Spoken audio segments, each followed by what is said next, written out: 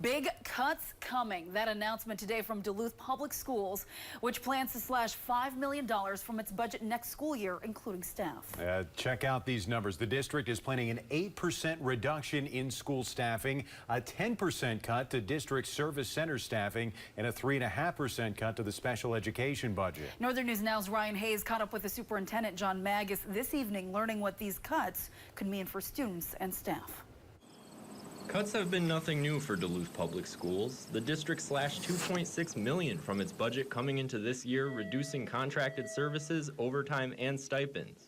Monday, they announced double the cuts for next year, which will likely mean layoffs. Next year, with $5 million worth of reductions, it's unfortunately going to probably have some effect on staff as well. Superintendent John Magus says that 83 to 85% of their budget goes toward wages and benefits, so it would be very difficult to make a cut of this size without having an effect on staffing. Magus says with whatever is done, students remain the top priority.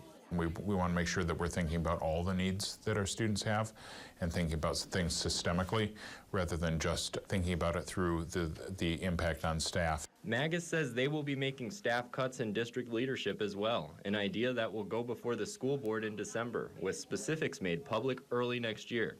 In the meantime, district leaders plan to lobby lawmakers in St. Paul for as much help as possible. More state funding would really help our situation, and we'll be working on lobbying for additional funding.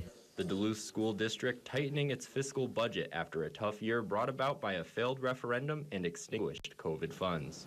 In Duluth, Ryan Hayes, Northern News Now. And Magus says that they receive an increase of 2 to 3% in funding each year, but the cost of educating students does go up by 5% each year. However, even with the cuts, enrollment is on the upswing. Taking a line.